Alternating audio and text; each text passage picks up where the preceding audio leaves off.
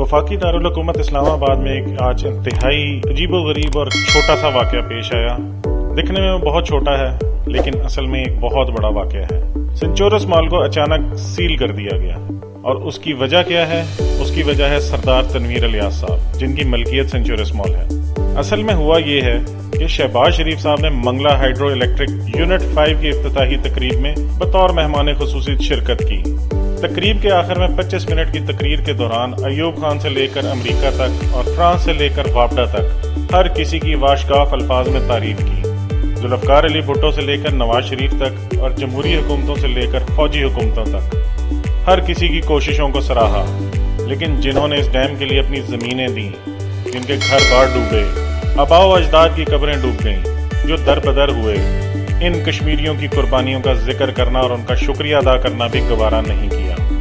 वज़ीर आज़म आज़ाद कश्मीर को पहले तो मदऊ ही नहीं किया गया और बाद में मदऊ करने के बाद तकरीर का मौका ही नहीं दिया गया। चुप बैठे काफ़ी देर ये सब सुनते रहे, लेकिन जैसे ही शहबाज शरीफ ने तकरीर ख़त्म करते हुए कहा, once again I am very thankful to all of you, तो सरदार तनवीर इलियास उठ खड़े हुए और कहा कि तुमने मंगला डैम को लेकर अमेरिका, फ्रांस, अयूब, भुट्टो, वापडा तक की मदद और कुर्बानियों का जिक्र किया, तो क्या कश्मीरियों की मदद या कुर्बानियों का जिक्र करना जरूरी नहीं था? या अमरीकी सफीर को खुश करने के लिए हमारी कुर्बानियों का जिक्र नहीं कर रहे? तो इस पर भिखारी वजीर आजम को शर्म तो नहीं आई, लेकिन हमारे यहाँ चंद गुलाम जहन जाती उम्रा के नौकर और गड़ी खुदा बख्श के मजावर इखलाकियात पर दर्स देने सोशल मीडिया पर निकल आए। लेकिन जिसने शहबाज शरीफ के हक में या तनवीर इलियास के खिलाफ पोस्ट की, कमेंट बॉक्स में जाकर देखें, उसने खूब अपनी बेइज्जती करवाई। बात शहबाज शरीफ या तनवीर इलियास की नहीं, बल्कि बात इंसाफ की है।